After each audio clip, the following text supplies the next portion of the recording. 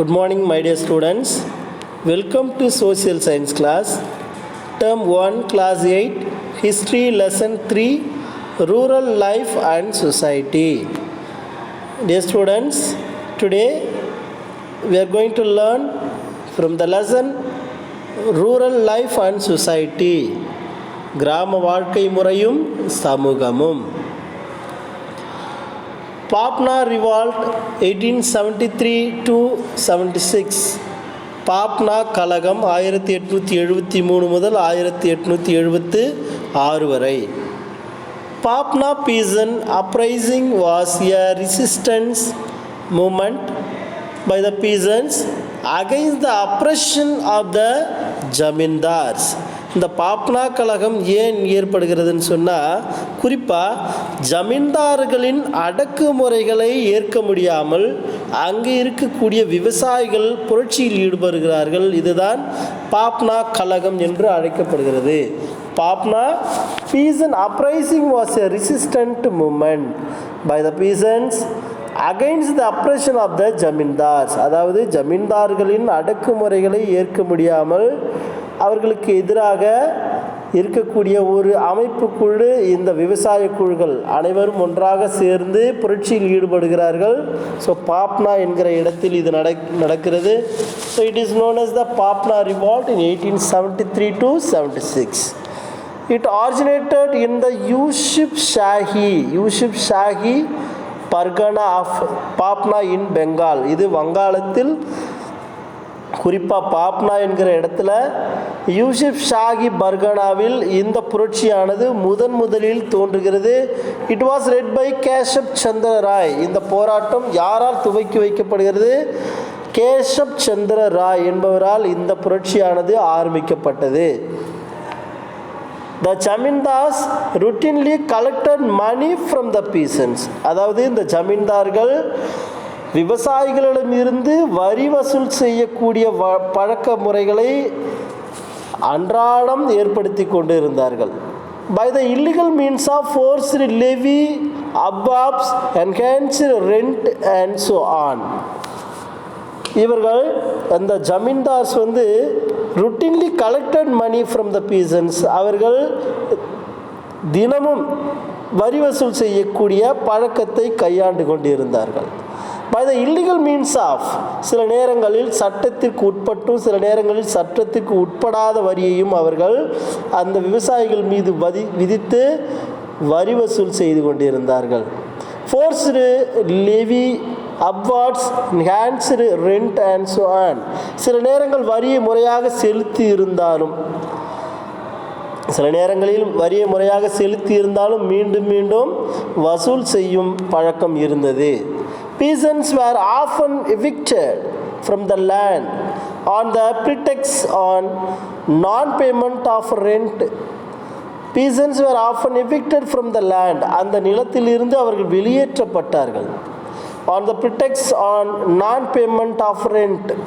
வரியை செலுத்தியிருந்தாலும் செலுத்தாவிட்டாலும் அந்த நிலத்தை விட்டு அவர்கள் வெளியே செல்லக்கூடிய சூழ்நிலையும் காணப்பட்டது. Large crowds of peasants, அதிகமான இந்த விவசாயிகள் குழுக்கள் ஏற்படுத்தப்படுகிறது. Gather and march through village, frightening the zamindars and appealing to other peasants to join with them. அதாவது லார்ஜ் க்ரௌட்ஸ், அதிகமான கூட்டங்களோடு அந்த விவசாய குழுக்கள் ஏற்படுத்தப்பட்டு அது குறிப்பாக எதை நோக்கி செல்கிறது? அந்த கிராமத்தை நோக்கி சென்று ஒவ்வொரு விவசாயிகளிடம் இந்த கருத்துக்கள் கொண்டு சேர்க்கப்படுகிறது. அனைத்து விவசாயிகளும் இந்த குழுவில் ஏற்க வற்புறுத்தப்படுகிறது. Funds were raised from the riots. அங்கே இருக்கக்கூடிய விவசாயிகளிடமிருந்து அதிகமான ஃபண்ட்ஸு அல்லது பணம் அங்கே உற்பத்தி செய்யப்படுகிறது. கலெக்ட் பண்ணுறாங்க, எல்லா பணத்தையும் கலெக்ட் பண்ணுறாங்க. So to meet the cost, அவர் இந்த சந்திப்பதற்கான செலவுகள் அனைத்தும் அங்கிருந்தே வசூலிக்கப்படுகிறது. The struggle gradually spread throughout பாப்னா. இந்த புரட்சி மெல்ல அங்கே இருக்கக்கூடிய பாப்னா பகுதிகளும் பரவுகிறது. And then to the other districts of East Bengal, மற்ற பகுதிகளாக இருக்கக்கூடியது அந்த கிழக்கு வங்காளம் சொல்கிறோம் இல்லையா, அந்த பகுதியிலையும் இந்த புரட்சியானது பரவுகிறது. எவ்ரிவேர் அக்ராரியன் லீக்ஸ் வேர் ஆர்கனைஸ்டு. ஸோ எங்கே பார்த்தாலும் எல்லா இடங்களிலும், அனைத்து இடங்களிலும் இந்த விவசாயத்திற்கான சங்கங்கள், குழுக்கள் ஏற்படுத்தப்பட்டது. The main form of struggle was that the legal resistance, there was very little violence. ஆனாலும் அவங்களுடைய முக்கியமான போராட்டத்தின் குறிக்கோள்கள் என்னவா இருந்தது அப்படின்னு சொன்னால், லீகல் ரெசிஸ்டன்ஸ், சட்டத்தின்படி தான் அவர்கள் செயல்பட வேண்டும் என்ற குறிக்கோள் இருந்தது. there was very little violences, சில வன்முறைகளும் அங்கு ஏற்பட்டது. It occurred only when the Jamindars tried to compel the ryots to submit the other terms by force. இந்த பிரச்சனைகள் ஏன் ஏற்படுது அப்படின்னு சொன்னால், அந்த ஜமீன்தார்கள் என்ன பண்ணுறாங்க, try to compel the ryots, அந்த விவசாயிகளை கட்டுப்படுத்துகிறாங்க. எதுக்காக? To submit their terms by force, அவர்களுடைய நிபந்தனைகளுக்கு உட்படணும், கட்டுப்படணும், வரிய முறையாக செலுத்தணும் என்பதை வற்புறுத்துறதுனால இந்த பிரச்சனைகள் இங்கு தோன்றியது. There were only a few cases of looting of the houses of the zamindars. ஆனாலும் ஒரு சில வழக்குகள் இருந்தது.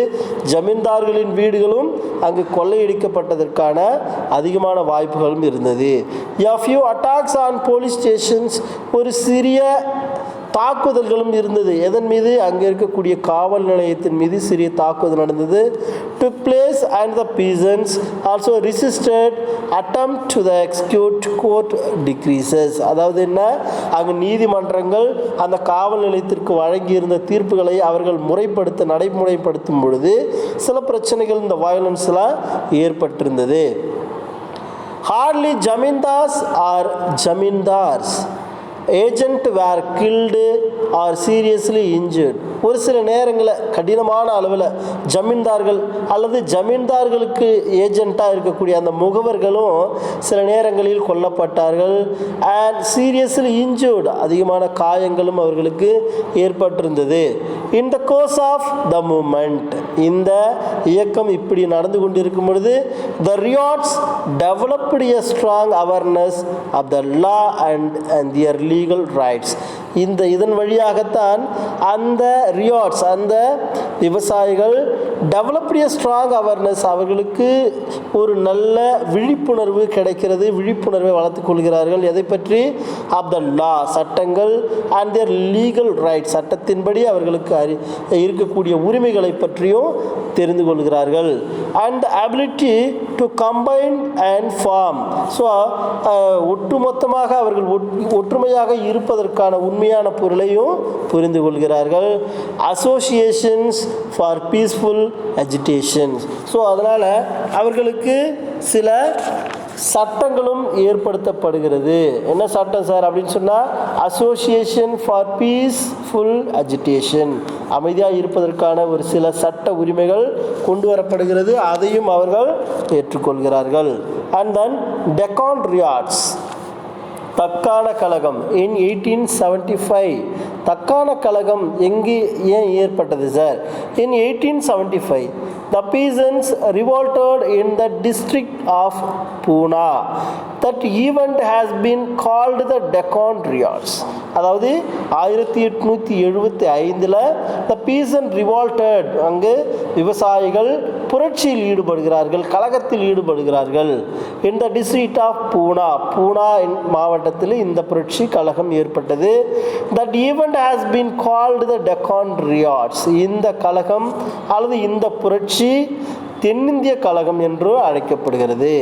The peasants revolted primarily against the oppression of the local money lenders. முதலில் இந்த புரட்சியானது யாருக்கு எதிராக நடைபெற்றது? oppressions of the local money lenders, அங்கே இருக்கக்கூடிய மணி லெண்டர்ஸ், வட்டிக்கு பணம் கொடுக்கக்கூடியவர்களுக்கு எதிராகத்தான் இந்த புரட்சி முதலில் ஆரம்பிக்கப்பட்டது. And who were grabbing their lands systematically, யாரெல்லாம் அங்கே விவசாயிகளின் நிலத்தை அபகரித்து கொண்டார்களோ அவர்களுக்கு எதிராக நடந்தது. The uprising started from a village in Poona district. இது முதல்ல பூனாவில் மாவட்டத்தில் இருக்கக்கூடிய இடத்துல தான் தோன்றியது. But when the village people forced out a local money lenders, அவங்க என்ன பண்ணுறாங்க, அந்த லோக்கலில் மணி லெண்டர்ஸ் வட்டிக்கு விடக்கூடிய வட்டியாளர்கள் இருக்கிறாங்க இல்லையா, ஸோ அவர்களிடம் என்ன பண்ணுறாங்க, ஃபோர்ஸ் பண்ணுறாங்க அவங்களுடைய நிலத்தை திருப்ப தர வேண்டும் என்பதற்காக. The money lenders from the village and capture his property. அந்த விவசாயிகள் கேட்டாங்க, கொடுக்கல. ஸோ அதனால் இவர்கள் புரட்சியில் ஈடுபட்டு அந்த மணி லெண்டர்ஸை வட்டிக்கு விடக்கூடியவர்களை அந்த இடத்தை விட்டு விரட்டி விட்டு தன்னுடைய நிலத்தை எடுத்துக்கொண்டார்கள். Gradually the uprising spread over 33 villages. இது மெல்ல 33 கிராமங்களுக்கு பரவியது. And the peasants looted the property of Marwari Shahukars. அது மட்டும் கிடையாது, அந்த விவசாயிகள் சில இடங்களிலும் கொள்ளையிலும் ஈடுபடுகிறார்கள். அதுவும் குறிப்பாக மார்வாரி ஷாக்குகர்ஸ் என்று அழைக்கப்பட்டார்கள். The uprising turned into violent. இந்த புரட்சி மெல்ல வன்முறையாக மாறுகிறது. When the Shakukars took help of the police, அந்த ஷாக்குகர்ஸ் இருக்கிறாங்க இல்லையா, அவங்க அங்கே இருக்கக்கூடிய காவல் நிலையத்திற்கு சென்று உதவியை கேட்கிறாங்க. It was suppressed only when the army was called to control it. அதன் பிறகு இராணுவத்தின் அழைப்பின் பிறகுதான் இந்த வன்முறையானது மெல்ல மறைந்தது. அங்கு இராணுவம் வந்தது, அவர்களை கட்டுப்படுத்தியது. However, it resulted in passing of the Deccan Agriculturist Relief Act. அதாவது என்ன, ஸோ இதுலேயும் ஒரு சில நன்மைகள் நடந்தது. என்னென்ன அப்படின்னு சொன்னால், தக்கான விவசாயிகள் மீட்பு சட்டம் என்ன உருவாக்குறாங்க. It resulted the Deccan agriculturist relief act which removed some of the most serious grievances of the peasants.